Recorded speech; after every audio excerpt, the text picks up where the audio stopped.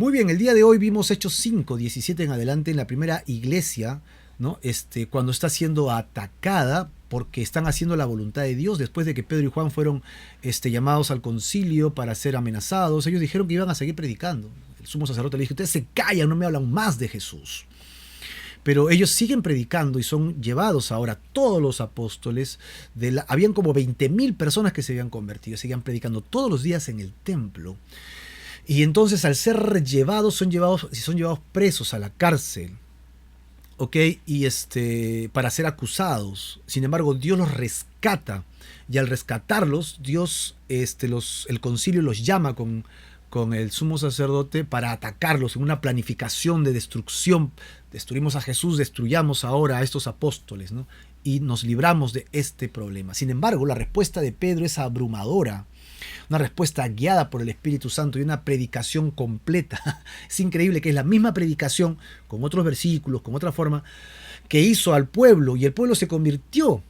Pero esta misma predicación va a endurecer el corazón de los líderes. Dice que Jesucristo iba a ser piedra de tropiezo, y eso es exactamente lo que sucede, porque se genera una autoceguera que ellos mismos ejercitan aquí. Entonces, ¿qué sucedió? Vamos por partes, ¿no? ¿Qué cosa los motiva? Primero los motiva a predicar la palabra de Dios. Y esta predicación, ¿ok?, hace que sean encarcelados, ¿no? Y la causa de la prisión es justamente celos. Porque dice en los versículos del 17 al 18 del capítulo 5, que eran saduceos llenos de celos, lo meten a la cárcel a todos los apóstoles. Los saduceos no creían ni en los milagros, no creían en los ángeles y no creían en la resurrección. Y estos apóstoles, que no estaban entrenados ni tenían ninguna capacitación religiosa, hacía que todo el mundo vaya tras ellos. Y ellos no tenían a nadie. Se les estaban yendo todos los seguidores. Y se mueren de celos, y por eso lo llevan a la cárcel. ¿Cuál fue el motivo de la cárcel? Los celos. Dios interviene y los rescata, ¿ok? Y el motivo, el método divino es usar justamente lo que ellos no creen, un ángel. Les abre la puerta y los saca. Pero el motivo no es apapacharlos y decirles: pobrecitos mis apóstoles, ¿cómo sufren por mí? Vengan, yo los apapacho, los quiero mucho. ¿Cuál es el motivo del rescate? El motivo del rescate es que ellos sigan predicando. El ángel les dice: vayan y anuncien, ¿no?, el mensaje, las palabras de esta vida. Las palabras de esta vida significa... La vida cristiana es una filosofía de vida. La vida cristiana no es algo que puedo tomar por partes. Un día lo hago, otro día no lo hago. No, la vida cristiana es una filosofía de vida en la que yo me niego a vivir en la carne y ahora voy a vivir en la voluntad de Dios. Es un estilo de vida que yo tengo que asumir. Así que eso es lo que los discípulos anunciaban: a Jesucristo resucitado. Eso impactó sus vidas y ellos están dispuestos a dejar toda su carnalidad para hacer la voluntad de Dios. Y entonces, ¿qué hicieron los apóstoles? No se fueron corriendo de Jerusalén asustados porque los metieron presos y les estaban amenazando para matarlos, sino que ellos entraron y enseñaron en el templo exactamente lo que el ángel les pidió. Y este mensaje de id y anunciad es el mismo que les dio Jesús. Por tanto, id y haced discípulos, enseñándoles que guarden todas las cosas. El mensaje de ir y predicar sigue latente ahora. ¿Estás caminando, predicando el evangelio y teniendo un estilo de vida cristiano? Ese mensaje es para ti hoy día también. Ok, entonces, ¿qué hace el concilio? El concilio va a arremeter, va a atacar a estos discípulos. Primero convocan a la asamblea, al concilio, a todos los líderes, ok, y entonces sucede el milagro anunciado, ¿no?, del rescate de Dios por un ángel. Se junta todo el concilio, todos los líderes, mandan a traerlos y ellos regresan con el reporte: fuimos a la cárcel, estaba cerrada, los guardias estaban afuera en pie, pero no hallamos a nadie. Cuando oyeron esto, dijeron: ¿y ahora qué vamos a hacer? Sin embargo, se le va a anunciar a ellos lo que los apóstoles están haciendo. Las acciones de los apóstoles son anunciadas. Pero vinieron uno y les dijo: lo que ustedes buscan están en el templo y predicando. Lo que el ángel les dijo. Entonces les pidieron que los traigan. Y entonces el jefe de la guardia los trajo sin violencia, por miedo a la gente que había allí. Entonces viene la acusación del sumo sacerdote. La pregunta inicial que debería surgir sería: ¿cómo salieron de la cárcel, no? Por favor, díganos, ¿cómo salieron de la cárcel? Porque tenemos un problema de fuga. ¿Cómo salieron ustedes? Pueden escaparse nosotros. Pero ni caso, ellos no querían ver. Sabían que esto había sido un milagro porque no hay otra forma de salir de ese lugar sino por la puerta. Y ese lugar está con guardias y cerrados, con llave, tal como fue dejado. Así que no queremos escuchar más milagros. La acusación consta de 3 cosas. 1, insubordinación. 2, falsa doctrina. Y 3, implicarlos de la muerte de Jesús. Yo les mandé que no hablaran más en el nombre de Jesús. Y es lo que ellos estaban haciendo. Ustedes han llenado Jerusalén de su doctrina. La doctrina de la resurrección de Jesucristo. ¿Ok? La resurrección de los creyentes que tendremos también un día, acompañado de los milagros por el Espíritu Santo, que era la promesa de parte del Señor, y con ángeles que estaban con ellos.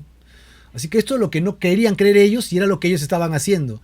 Si solo hubieran visto el Antiguo Testamento, se hubieran dado cuenta que no era una falsa doctrina, sino que era el cumplimiento de las promesas en el Antiguo Testamento, como fundamentos y doctrina. Así que los erráticos en realidad eran el sumo sacerdote y los líderes. Ahora, ellos lo implicaron de la muerte de Jesús porque en el verso 28 al final les dicen a ellos: y ustedes quieren echarnos sobre nosotros la sangre de Jesús. Hipócritas hasta la coronilla, porque ellos fueron los organizadores de la muerte del Señor Jesús. Ahora, sin embargo, vamos a encontrar la respuesta. La respuesta de Pedro es abrumadora. Ante la acusación de la insubordinación, le muestra una convicción de fe total. Pedro y los apóstoles les dijeron: es necesario obedecer a Dios antes que a los hombres y a ustedes, quienes están en contra de la voluntad de Dios, en otras palabras. Esto, el sumo sacerdote, ¿qué le pasó a este muchacho? ¿No? Como me va a hablar así a mí, soy el sumo sacerdote. Es decir, lo que Pedro decía pudo haberles ocasionado la muerte. Ahora, ante la acusación de la muerte de Jesús, los culpa a todos ellos, los líderes. En el verso 30 del capítulo 5 de Hechos dice: a quienes ustedes mataron colgándole en un madero. Y Pedro está citando el Antiguo Testamento, hablando de que es maldito todo aquel que es colgado de un madero. O sea, ellos querían que Jesús muera públicamente y que todos vean que no tiene poder. Pero el tema no estaba en la muerte, sino en la resurrección. Ahí se evidenciaría el poder de Dios. En su muerte, Jesús, como nunca pecó, pagó el precio de los pecados de la humanidad. Tus pecados y los míos fueron pagados en la cruz por el precio más alto en el universo, la sangre de aquel inocente, el justo Jesús, por el injusto Marco. Es quien Dios me ha amado tanto que ha dado a su Hijo unigénito para que cuando yo crea en él arrepentido tenga vida eterna y no muera en mis delitos y pecados. Y Jesús le habla de las falsas enseñanzas, ¿no? Le presenta la exaltación de Jesús. Eso es lo que predicamos. Dios ha exaltado con su diestra poderosa, ¿no? La diestra de Dios, a Jesús como príncipe y salvador. Él es el príncipe Mesías que esperábamos y Dios lo ha levantado a él. Esa es mi predicación, esa es mi doctrina. Y él es el salvador no solo de los judíos, sino del mundo. Pero inicialmente empieza con Israel, para dar a Israel 2 cosas: arrepentimiento y perdón de pecados. Es lo que les dice literalmente. Esta respuesta total, ¿no? O sea, ustedes tienen que escuchar este mensaje. Yo prediqué este mensaje hace unos días y se convirtieron 3.000, 5.000 personas y son más de 20.000 personas que ahora nos siguen. Jesús es el Mesías. ¿Qué esperaba? Que se conviertan, ¿no? Pero lamentable fue la respuesta, que ellos no se convierten. No hay peor ciego, exacto, que el que no quiere ver. Ahora, si ustedes no me quieren creer, hay testigos. ¿Cómo? Sí, tenemos testigos. Los testigos somos 2 en grupo. 1, todos los apóstoles. Somos testigos suyos de estas cosas. Hemos visto a Jesucristo, que es el Hijo de Dios, que hizo milagros, que resucitó muertos, que Dios estaba con él, el Espíritu Santo estaba con él, sanó gente, predicó, habló, enseñó, nos ministró. Lo vimos transfigurado, ¿no? Vimos la gloria de Dios en él, este Jesucristo, quien murió, que ustedes mataron, Dios lo resucitó y lo vimos resucitado. Más de 500 personas lo vieron vivo después de su resurrección. Y no solo eso, lo vimos ascender al cielo. Somos testigos, nosotros somos la evidencia de la resurrección de Jesús. Y luego habla de que también es testigo el Espíritu Santo. Y Pedro añade: y el Espíritu Santo va a ser otorgado, dado de Dios a todos los que le obedecen. Y Pedro levanta la mano: yo obedezco a Dios y Él me ha dado su Espíritu Santo. Ustedes no están obedeciendo a Dios y están hablando en su carne. Ustedes que se llaman a sí mismos espirituales están hablando en la carne. Yo, que soy carnal y que me he arrepentido, estoy hablando en el espíritu. ¡Wow! ¿Qué tal diferencia? Pedro acá, me saco el sombrero. Pedro acá es un predicador, pero ¡wow! Totalmente lleno del poder de Dios. Y esto provoca una autoceguera. Sí, si el evangelio te toca y te arrepientes, amén. El problema es que cuando no te arrepientes vas a generar un montón de argumentos para revestir, ¿no?, tu necedad. Y entonces se endurece, se encallece tu corazón. Quiera Dios que al escuchar este mensaje te arrepientas de tu maldad, de tus pecados, tus codicias, tus mentiras, tus celos, tus envidias, tus lujurias, tus pornografías, que hoy día dejes todo a un lado y vengas al Señor arrepentido para encontrar vida eterna y salvación.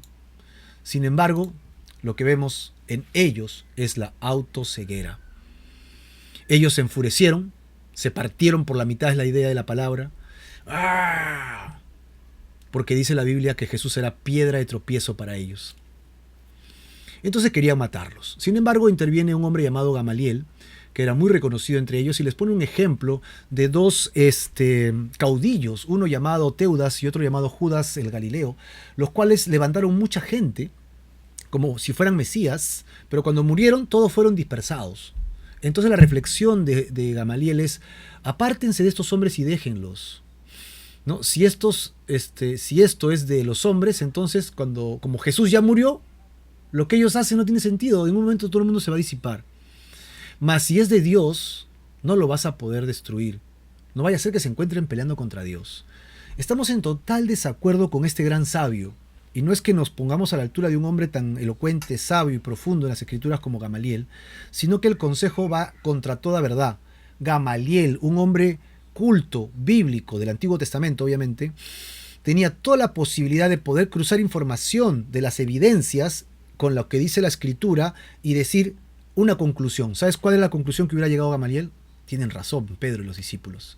Jesús es el Mesías. Gamaliel no hizo ese ejercicio y redujo a Jesús a un caudillo más. Así que veamos si es de Dios o no es de Dios, no era necesario, porque habían evidencias abrumadoras que atestiguaban la resurrección de Jesucristo. Entonces caen en la fuerza, caen. El que ya no tiene argumentos utiliza la fuerza, dice, ¿no? Golpea para aturdir. Y es lo que sucede acá. Gamaliel se une a la camaradería de este grupo de pseudos espirituales que eran los sacerdotes y líderes espirituales, y entonces convinieron, llamaron a los apóstoles y les hicieron daño, un daño terrible, físicamente hablando, los azotan hasta sangrar y los intimidan para que ya no hablen más de Jesús, pero los dejan libres, porque el pueblo estaba con ellos. Entonces esto ocasionó todo lo contrario. Lo que ellos sintieron al hacer esto es decir: Dios nos dijo que por causa suya sufriremos persecución. Jesús nos avisó que por causa suya el mundo nos aborrecerá. Jesús nos avisó que esto sucedería, y ellos salieron gozosos de haber sido tenidos por dignos de padecer afrenta por causa del nombre. ¿Cómo estamos nosotros? ¿Cuál es nuestra motivación cuando predicamos y hacemos las cosas? Y peor, cuando nos somos afrentados. Todos los días, en el templo y por las casas, ellos no cesaban de enseñar y predicar a Jesucristo y a este resucitado. ¿Cuál es tu motivación al hacer las cosas? ¿Qué te mueve a ti a hacer las cosas todos los días de tu vida? Yo espero que te mueva el amor. Yo espero que te mueva en la obediencia al Señor. Y hay algo que tienes que hacer hoy día, que se llama arrepentimiento y fe.